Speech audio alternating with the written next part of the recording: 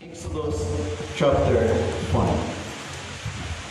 We are going to song sing again, starting verse 1 to verse 5 again. Afterward, Moses and Aaron went to Pharaoh and said, "This is what the Lord, the God of Israel, says, let my people go, so that they may hold a festival to me in the desert." Pharaoh said, "Who is the Lord that I should obey him and let Israel go? I do not know the Lord. I will not let Israel go." Then he said, "The God of the Hebrews has met with us. Now let us take a 3-day journey into the desert to offer sacrifices to the Lord our God, or he may strike us with plagues or with the sword." But the king of Egypt said, "Moses and Aaron, why are you taking the people away from their labor? Get back to your work." Then Pharaoh said, "Look, the people of the land are now numerous, and you are stopping them from working."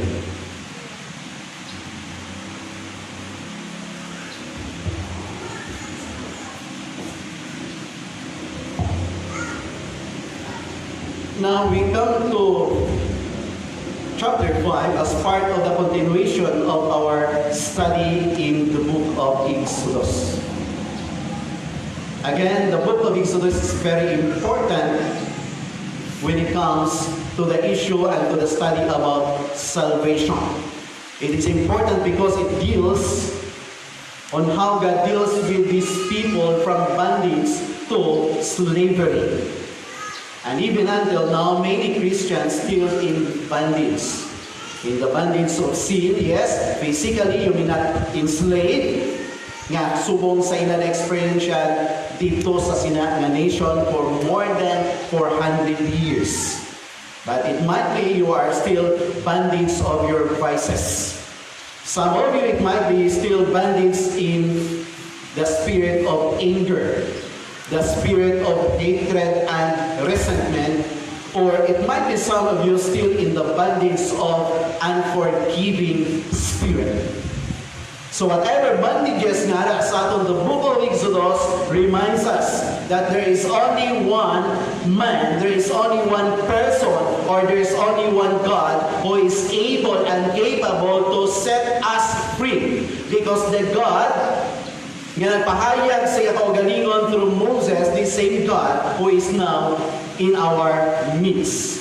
That's why previously we discussed about the encounter of Moses to God, known as the isa ka klase amazing experience of Moses to encounter God, known as the burning bush.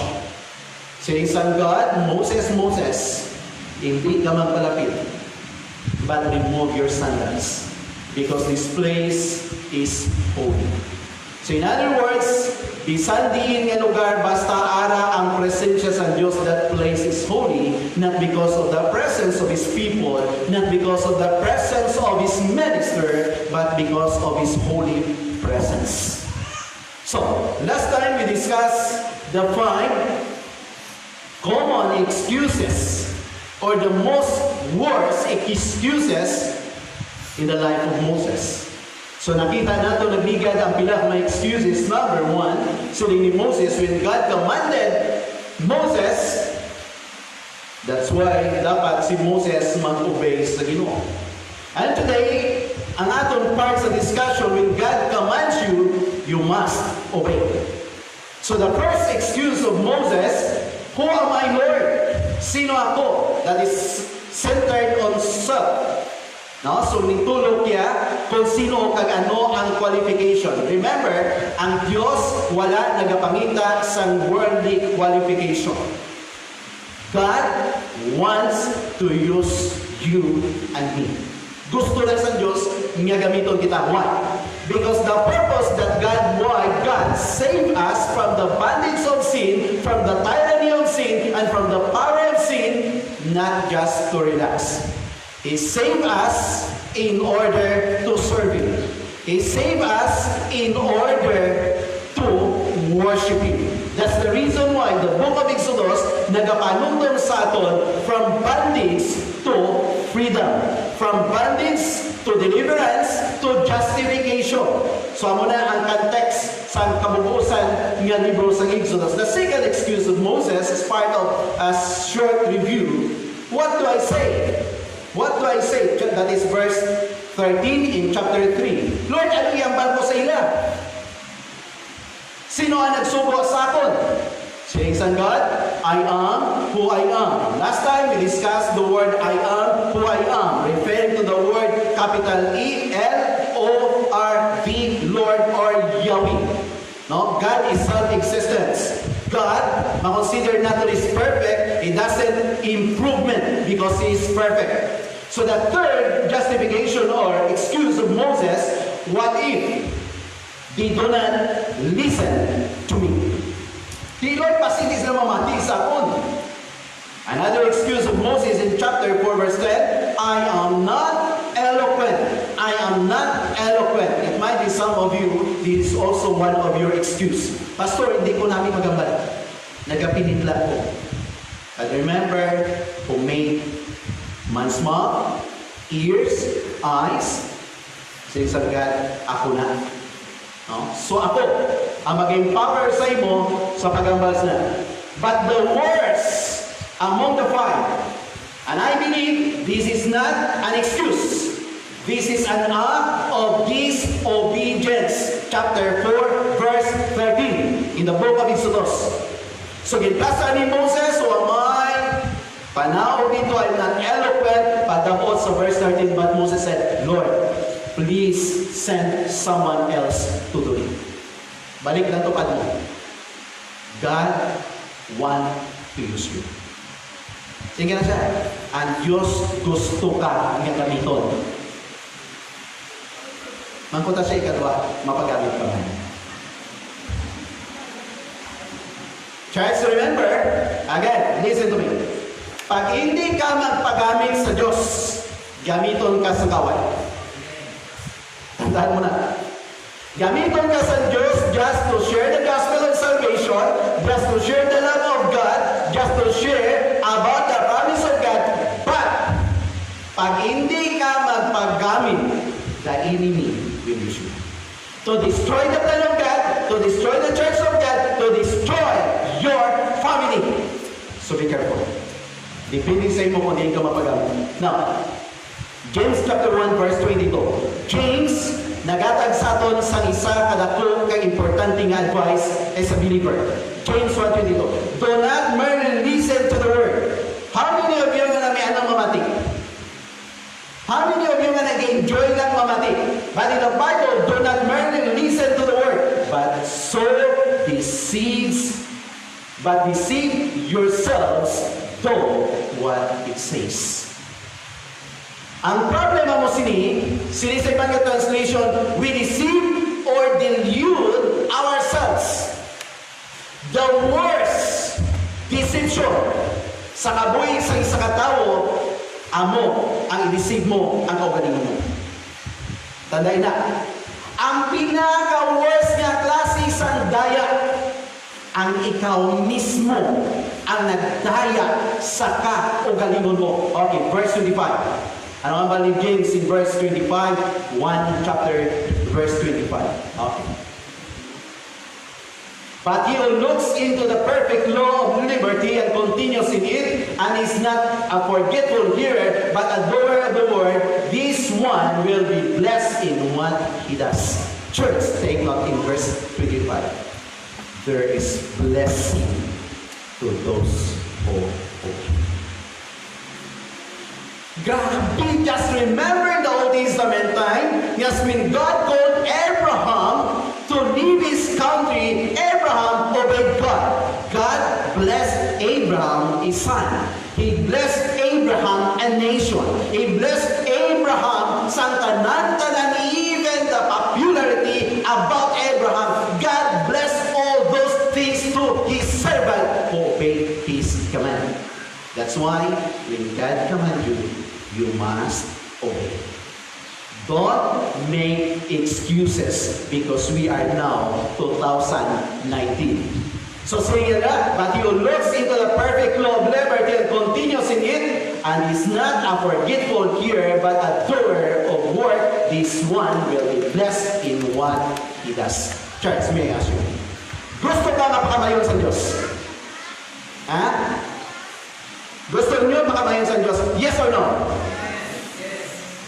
You must obey. Because our problem actually amo sini. Gusto ta nga i-bless ang Lord ang aton plano. Gusto ta nga i-bless ang Diyos ang aton mga handog. Gusto ta nga i-bless ang Diyos ang aton negosyo. Gusto ta nga i-bless ang Diyos ang aton pamilya. Gusto ta nga i-bless ang Diyos ang aton mga kabataan. But ang mamangkot, do you obey the Lord? Because in the Bible, you must obey in order to be blessed. So, take the church, be hearers and doers, not just hearers only. And the biggest barrier to obedience is the wrong attitude about God and His plan for your life. Yes, it might be to obey God is difficult, it is hard. But it is most difficult, harder, not to obey the Lord. Amo nang tandaan again, ng description sa Bible na garimahin sa atong tanan.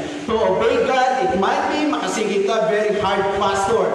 But it is so hard the moment you disobey, because every time you disobey God, remember there is what we call a consequence. And one act of obedience again, one act of obedience is better than 100 sermons without obedience. One act of obedience is better than 1,000 Bible studies without obedience. So in other words, obedience is very important, and the way to blessing is by obeying God. Now, tanaw nato na next, backtrack kita next sa chapter 4, verse 15. Chapter 4, verse 15. After the excuses of Moses, this is what happened sa siningita mo. Verse 4:15. Okay? Nagbalibad na siya. Now you shall speak to him, referring to Aaron, and put the words in his mouth, and I will be with your mouth, and with his mouth, and I will teach you what you shall do. This is what we call a partnership in God's ministry. Partnership in God's ministry. Yes, ini nga excuses ni Moses, ginagop sa Ginoo. Okay, Moses, okay. Initanan, ginimo mo excuse. But now, I want to use your brother. Church, hindi lang ikaw ang gusto nga gamiton sa Diyos. Gusto nga gamiton sa Diyos ang imuutot na magpakalagad sa iyo. This is the partnership when it comes in the ministry. Okay. But, pagdapos sa verse 18, anong ginimo ni Moses? 18 to 19. 18 to 19, anong ginimo niya? So Moses went and returned to Jethro, his father-in-law, and said to him, please, let me go and return to my brethren who are in Egypt and see whether they are still alive. And Jethro said to Moses, go in peace. Now the Lord said to Moses in Midian, go, return to Egypt, for all men who sought your life are dead. Church, ano message to you? Moses learned obedience at home. Do not expect nga atong mga kabataan manging matinumanon sila sa mga rules and regulations sa aton barangay. Manging matinumanon sila sa rules and regulations sa aton simbahan or sa eskwelahan, because obedience started from home. Dapat, remember Moses, he submit and you learn obedience at home. That is very important. That is very important. That's why, amuni mabutang nga ginhimo ni Moses nga maging importante sa iya kabuhi kay sa aton man mga kabuhi. Now, church, let's focus now in verse 24. In verse 24, nga sa diin dapat maintindihan ni Moses kag sa atong chapter 4, verse 24. Now, para makita ta. Verse 24. Okay? And it came to pass on the way Kundi naglakad na sila. At the encampment that the Lord met Moses and sought to kill him. Why? Remember and imagine the situation that God wanted to kill Moses. Some of other Bible commentators, their interpretation, because of balatian. Okay. Sige, basahin na ito sa 25 para maintindihan ko. Anong ginimo sa iyong wife na si Zipporah? Okay, verse 25. But Zipporah took a flint knife, cut off her son's foreskin, and touched Moses' feet with it. Surely you are a bridegroom of blood to me, she said. 26. Okay, 26. Another verse. Sige. So the Lord let him alone at the time, she said, bridegroom of blood, referring to circumcision. Now, church, medyo madalong ini, pruloy kay pastor. What we are discussing in verse 24, 25, and 26, it is about the most important thing nga dapat hindi pagkalimtan ni Moses. This is a covenant, the circumcision. The covenant known as circumcision. Okay, para maintindihan ito. Example, I am now wearing my wedding ring. Actually, this is not the real wedding ring. No? Nga unagid na kwanto ito din na to. But I consider this as the most important. Now, my point is, magamit ako, gasuso ko sa wedding ring, not because yung mapakasal ko, right? Nakasal na ako, therefore I am wearing a wedding ring. Another example. Nagpabaptize ako, hindi para maluwas. Right? Kuha nyo? Nagpabaptize ako, hindi para maluwas. Naluwas ako, tungod kay naluwas ako, ang munang rason nga nagpabaptize ko. Okay. How about the covenant of circumcision? Okay, Genesis chapter 17. Genesis chapter 17, verse 7, verse 11, and verse 12. Okay, tanaw ta. Genesis chapter 17, verse 11. Ano yung isang classes of covenant? Because this is very important before we jump to the experience of Moses. I will maintindihan that. 17 verse 7. Okay? In verse 7, I will establish my covenant as an everlasting covenant between me and you and your descendants after you for the generation to come, and to be your God and the God of your descendants after you. Take the church. This covenant, God said to Abraham, I will establish, I will put my covenant as an everlasting covenant between me and you, your descendants after you for the generations to come. So this covenant made by God to Abraham from generation to generation. Amo na ginambalito na. Okay, how about in verse 11? Okay, verse 11. You are to undergo circumcision, and it will be the sign of the covenant between me and you. So take note, circumcision in the past, known as the most important covenant between God and His people. So therefore, people must obey God because this is the covenant of God. Okay, how about verse 12? Anong edad sinidi? For the generations to come, every male among you who are 8 days old must be circumcised. Church, take note. Just focus your eyes. 8 days. Why 8 days is very important? When it comes to circumcise the male child, 8 days is very important. Why? Remember, 4,000 years later, 4,000 years ago, God commanded this covenant. 8 days. 4,000 years later, it discovered by the doctors, by the scientists, that 8 days is the most good, important day for circumcision. Why?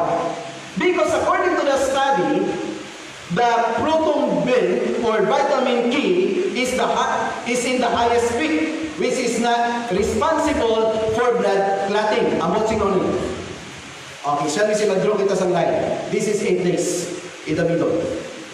The first day sa bata, no? The first day sa bata to 7 days, ang yasina na vitamin K or whatever kung anong ginampal nila, ara siya sa the most dangerous states of blood clotting. Pag dabot niya sinasa 8 days, ara na sa pinaka-peak, the most secure. Pag labaw 8 days, manaog na siya. So, 4,000 years later and 4,000 years ago, it was written by God. 4,000 years later, it was proved by scientists and by doctors that 8 days is the most secure time for circumcision.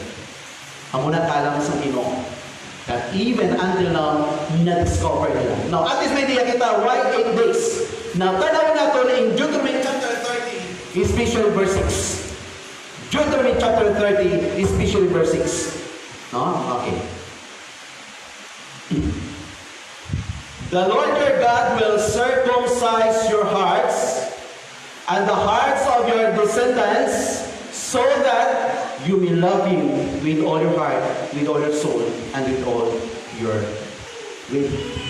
And live. Church, ano po tingin? The physical circumcision, the baptism, this is only the outward thing. Tandaan, ang pagbabaptize mo as part of covenant, and circumcision sa isa ka baby as covenant, this is only outward. But in this time, the Lord your God will circumcise your hearts and the hearts of your descendants. In other words, it is only God who open up your hearts, and it is God nga nagimo sa surgery. It is God nga nag-work sa heart naton nga sa diin in order nga mamatyagan tang gugma ta sa Ginoo. Just remember, before knowing Jesus Christ, pamangkot, antis ka mo na Kristiyano, pamangkot. Nalipay ka mong mati Bible study? Nalipay mo wala? Wala. Sa hindi pa ka mo nakakilala ka, nakabalik sa Ginoo, nanamian ka mo magsimba sa Diyos, wala. Ha? Hello? Wala. Wala sang desire sa aton nga magsimba sa Diyos. Wala sa desire sa aton nga magpamati sa pulong sa Diyos until such time that God circumcise our hearts in order nga mabantyagan ta ang gugma sa aton tagipuso sa iyo. Me I ask you. Ang pamangkot rin siya aga, are you forced to come in this church? Who among you, nga ginpersa ka mo sa siningaga, nga magkato sa church? May I see your hands? Wala? May I ask you, sino sa inyo, nga manipayon ka mo, nga nagkalisumong sa iglesia? Wala man? May I see your hands? How many of you happy to worship God today? Iban sa inyo todo, hindi man happy no, kaya makita man si itsura eh. Iban sa inyo, di happy kay do ka routine sa life, do ka boring sa kabuhi. But church, God made a covenant. Those people who are happy worshiping Him and those people who are happy serving the Lord, sila ni Mantaw, getting circumcised ng Diyos, kagintistan ang ilang mga puso. If you are not happy and somebody force you to enter and worship this place to God, then you must ask God for forgiveness. That's why, anong Gloria Diring drive out sa God, let's go back now in chapter 4. Moses, anong gusto sa Diyos ay God wanted Moses to learn something foundational. He wanted us to learn something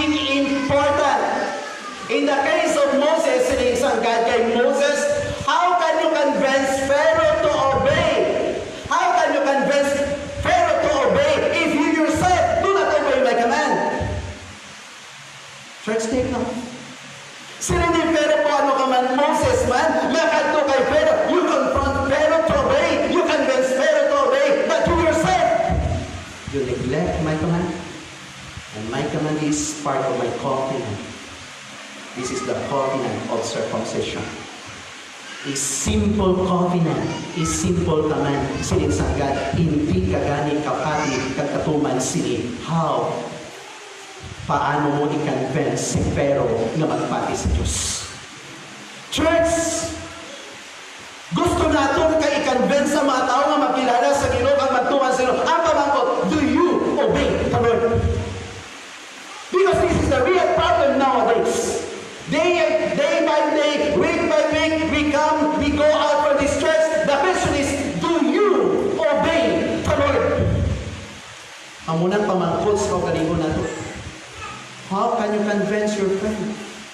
How can you convince your parents, your children?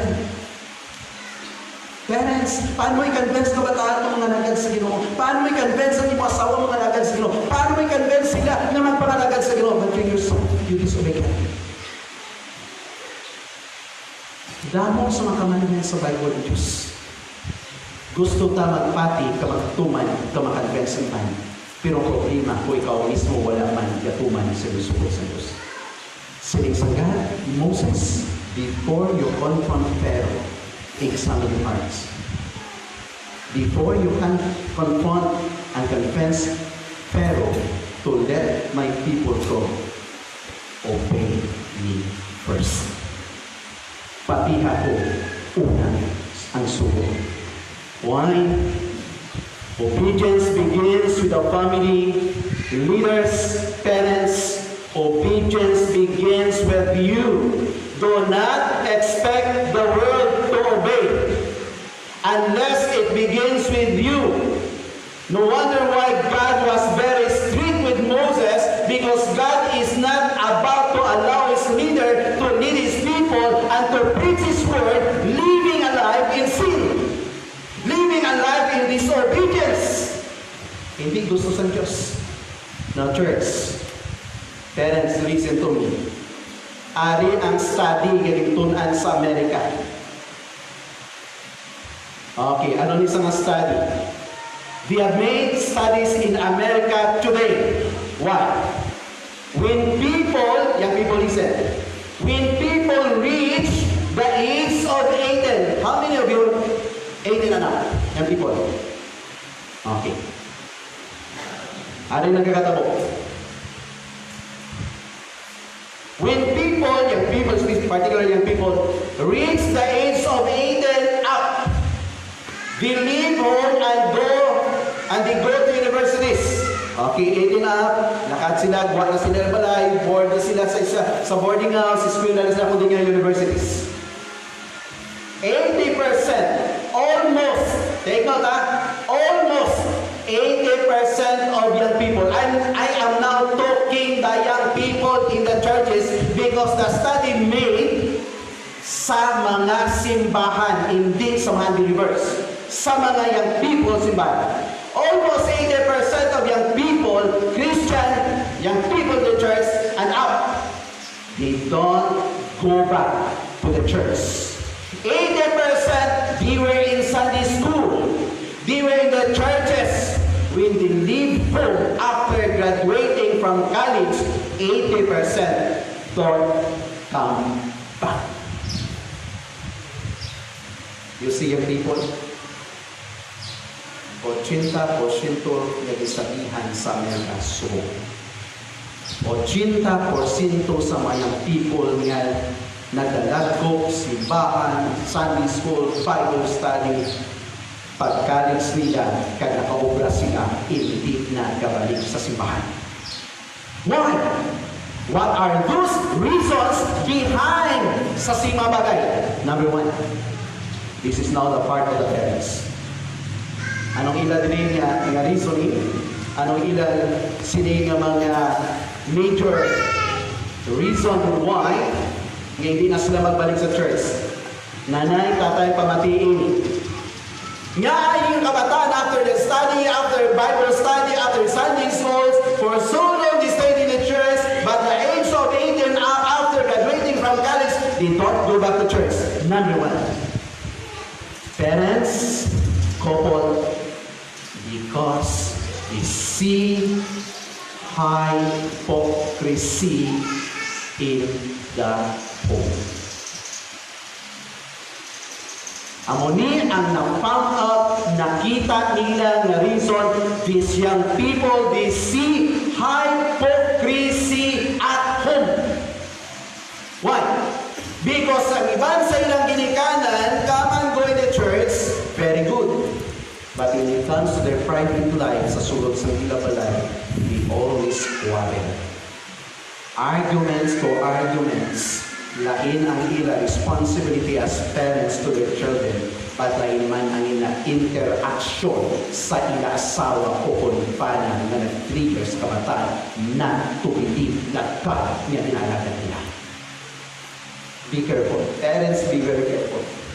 That it might be your faith will not influence them, or it might someday you will depart from faith because of it.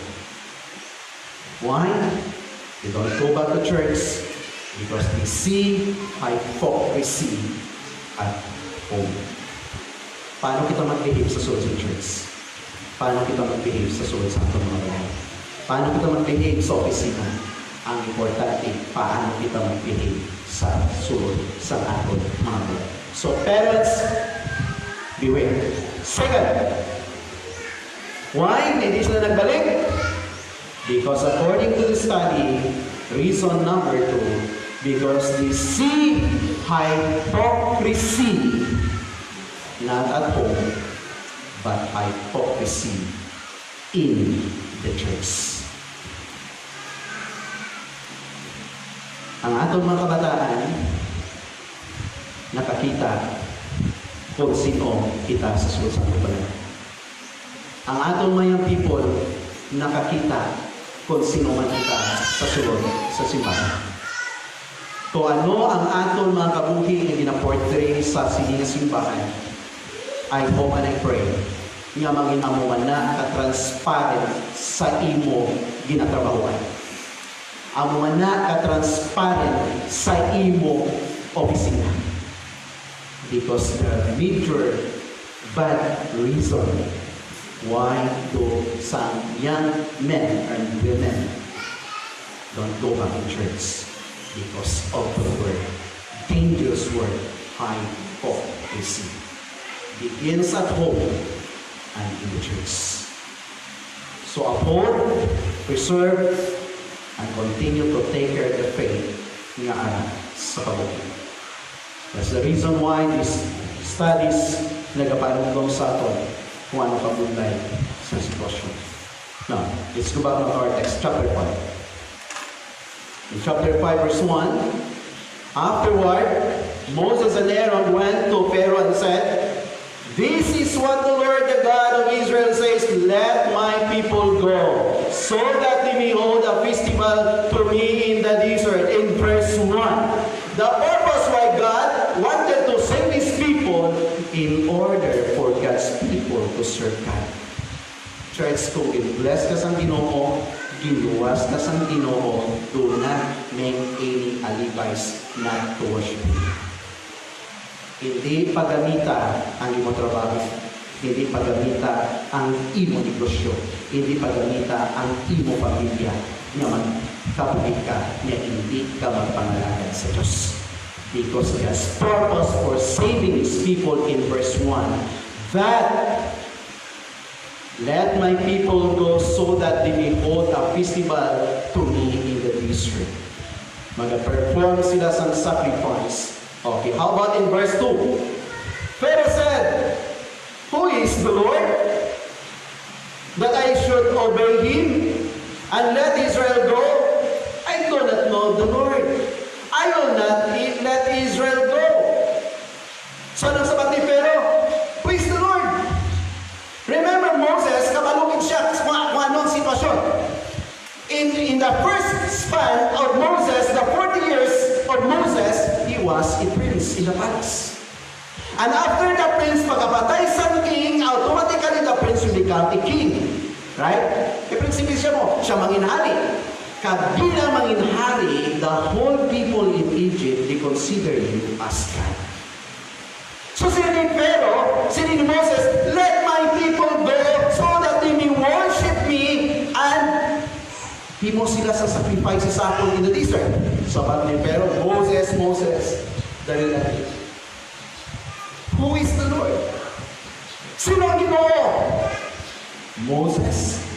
Hindi ko sila pag because Moses, I do not know the Lord. Hindi ko kilala ang Diyos. Hindi ko kilala ang Ginoo. Because I am the Lord in Egypt. Church, may I ask you, who is your Lord? Who is the Lord of your life? Some believers in the church, their Lord is their job. Their Lord is their family. Their Lord is their own decision. But question, who is your Lord? It's sad to say, many church members, like Pharaoh, they don't know the Lord.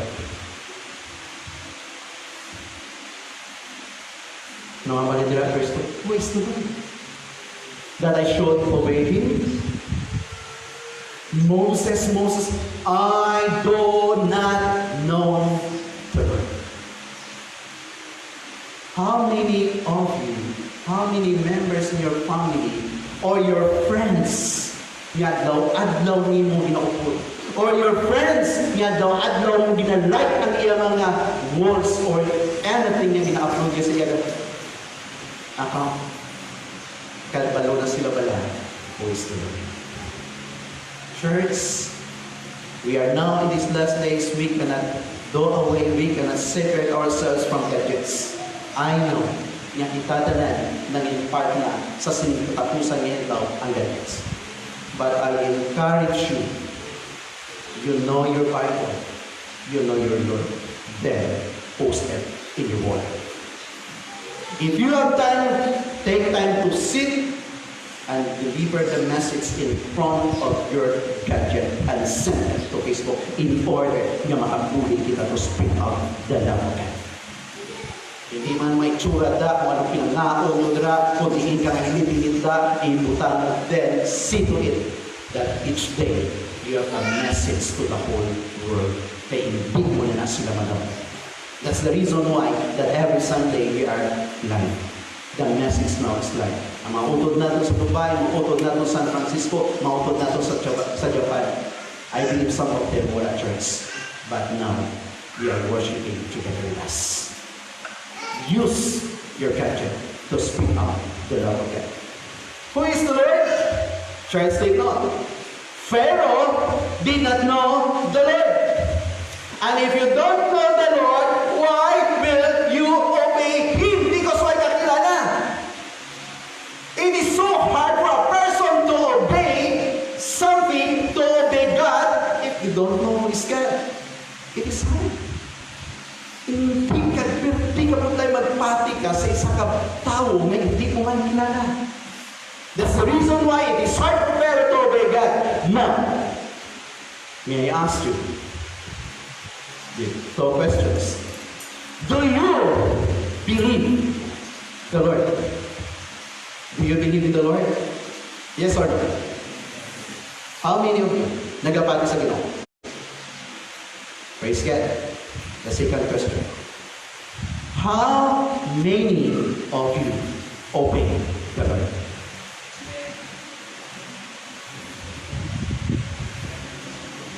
Halos kita tanan gapati sa Ginoo, right? Pero hindi tanan gatuman sa Ginoo. Job chapter 6:46 tanong na. Job chapter 6:46, Mark chapter 7:7 to 7 karon. Why do you call me Lord, Lord, and do not do what I say? You believe in the Lord, but you don't obey the Lord. Now, what problem? I believe in God. I believe that God is powerful. I believe that God answers prayer. But you don't obey the Lord. So, Pharaoh, I do not know the Lord. That's exactly what happened to people na wala kilala sa Ginoo, they don't obey the Lord. But it is not good reason for the people of God not to obey Him because we believe in Him. Okay. In Mark chapter 7, 6 to 7, talawon ta. Mark 7, 6 to 7. They replied, Isaiah was right when he prophesied. Take no church. Thousands of years ago. It was prophesied in Isaiah about you hypocrites. It is hypocritical on the part of those people who claim and say, I believe in the Lord. Nawala na tuman. As it is written, these people honor me with their lips. Many people in these last days, they worship God, they believe in God, they call the name of God in their own lips. Pag ang Diyos gani ang istorya, pero di sila magkastar. I know some people today, even some of them, mga members of church, pa-istoryahan mo yan sa Diyos yan, grabe ikaw, hindi kaya ka-istorya sa gusto mo iabot sa ila. Pero di sila magkastar. Pero ano, wala tayo sila magsimba. Wala tayo. Okay? These people honor me with their lips, but their hearts are far from me. Because they were doing lip service, their hearts are far from God. What happened? They worship Jesus in vain. They worship God in vain. Sunday after Sunday, Saturday after Saturday, or whatever days nga designed for service in the church, ara sila. They worship, but in Christ they worship in vain. Why? The moment you do a lip service and your heart are far from God, you are doing a useless kind of worship. So that's the reason why they worship in vain, because their teaching are but laws taught by men. So that's the reason why yung pamangkot na kamo, do you believe in the Lord? Your answer is yes. And the question number 2, do you obey? Some of you are hesitant to answer. Okay, let's focus now in Acts chapter 22, verse 8 and verse 10. This is the encounter of Paul. Acts 22, 8 and verse 10. No? Before I close. When Paul encountered God, when he encountered Jesus Christ, anong first question ni Paul? Everybody, read everybody. Verse 20, start.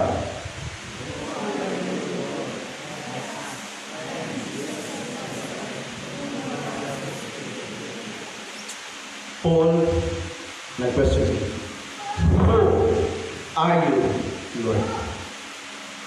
In other words, when people ask you, who is your Lord? Sino sa God? I am Jesus. My Lord is Jesus Christ. My God is Jesus Christ. My Savior is Jesus Christ. I am nothing without Jesus in my heart.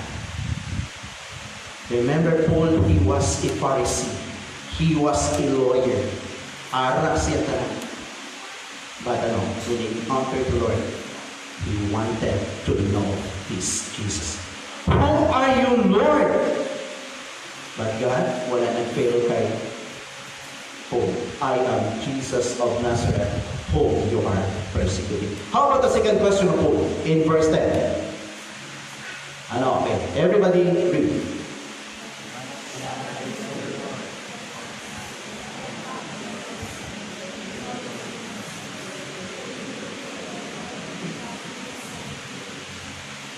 The second question of Paul, what shall I do, Lord? The first question when he encountered God, who are you, Lord?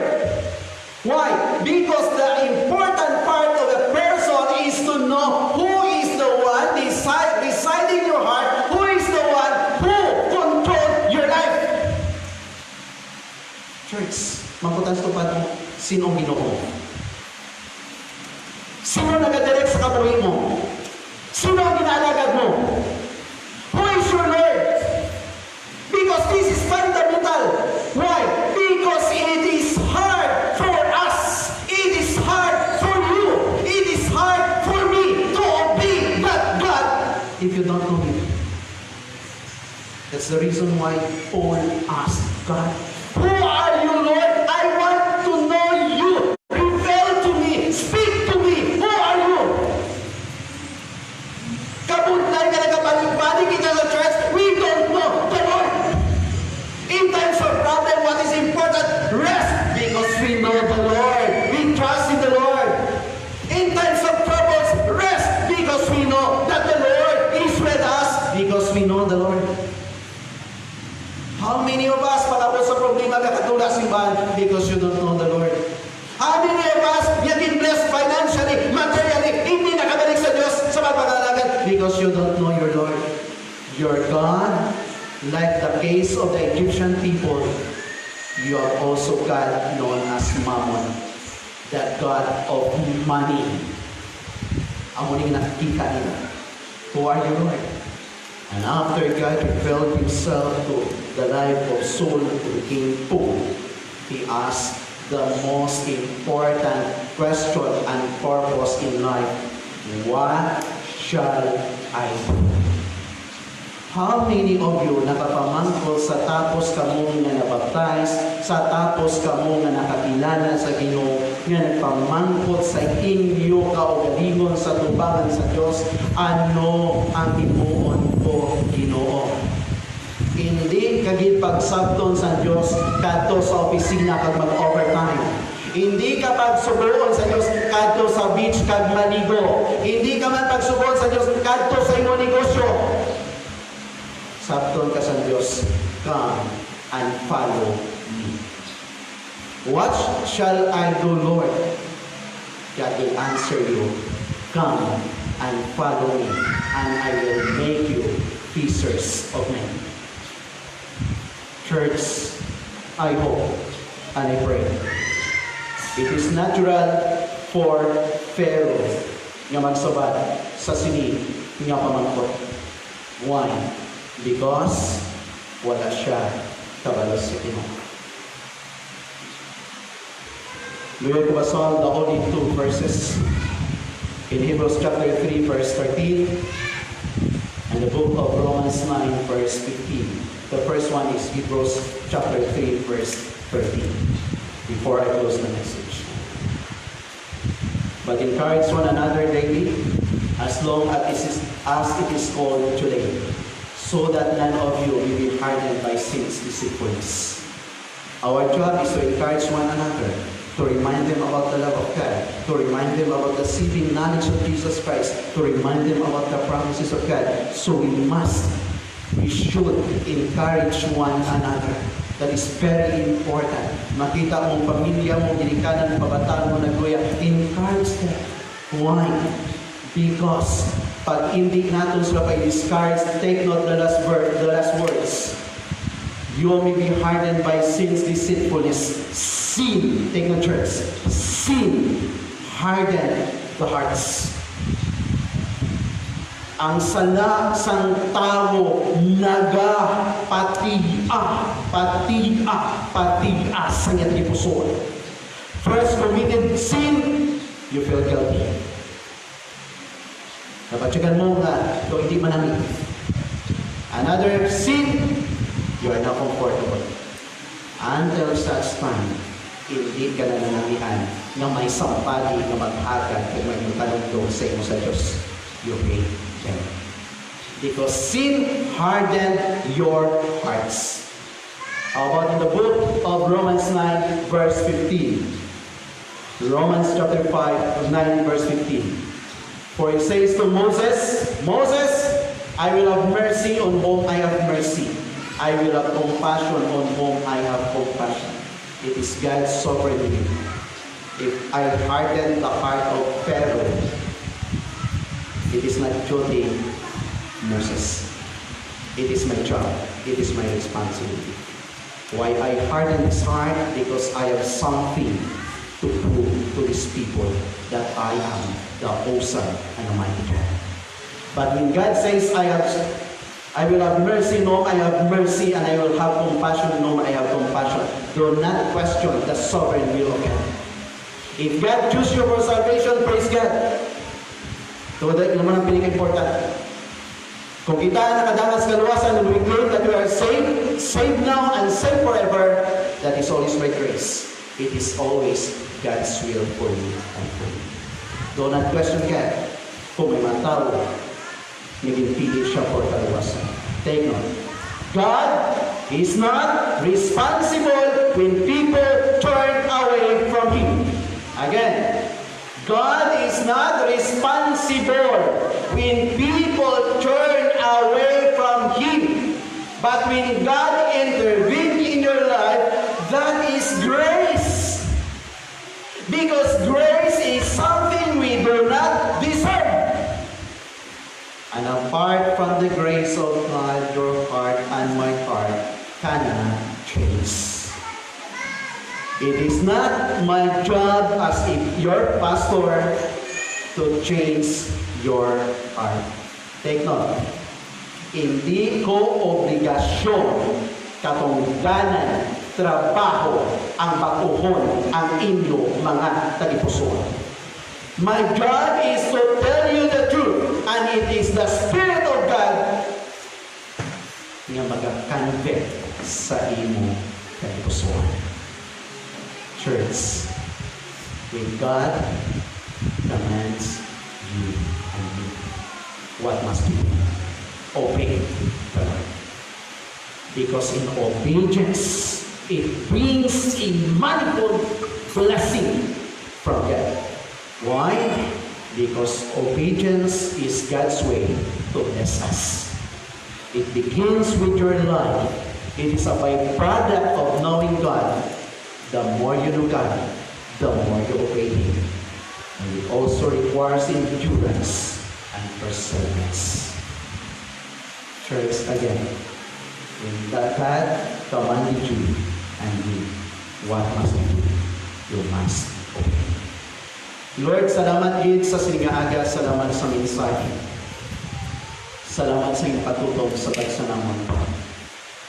Salamat, Lord, na ikaw padayon nga nagpahayag sa amon sa iyong mga matahong na mga plano sa Lord. Madamo sa amon, Father, na nag-aabot ang punto na nagaluya kami. And sometimes we decided to depart, to abandon our Christian life, our faith. Not because of the circumstances, not because of the problems, not because of sufferings or anuman yung mga reasons behind. But because nagkakalipat kami kung sino ikaw, ano ikaw sa kawinan. In the life of Moses, Lord, namo sa mga bagay it revealed ni mo sa iyo. How powerful is our God. How awesome and mighty is our God. But until such time, naintindihan niya Ginoo that in obedience, it requires perseverance, endurance. Because in obeying you, Lord, some of us nag-expect some positive 100 good result. Kag hindi mga bagay Ginoo kung isa wala nagkakatabo. And the reason why sometimes nagkaka-discourage ka. Hindi importante kung anong result, ano ang mangin outcome. Ang importante that we are lovingly, graciously, honestly obeying your command. Yes, there is blessing in obeying you, okay? Continue to bless this church. Yes, the church, nakabalo sila kung sinong ilagino. The people, the world will ask, who is the Lord? Yes, we know what is the answer. The Lord is only Jesus Christ. And what shall I do, Lord? Like the life of Prophet Isaiah, makasinig kami, here am I, Lord, use me. Lord, kung hindi kami magpagamit at hindi namon ang kabuhi namin surrender sa imo to become an instrument of blessing, instrument of salvation to others, our enemy will use us. Continue to guard our hearts, strengthen our faith, and help us, Lord, to become honest, faithful,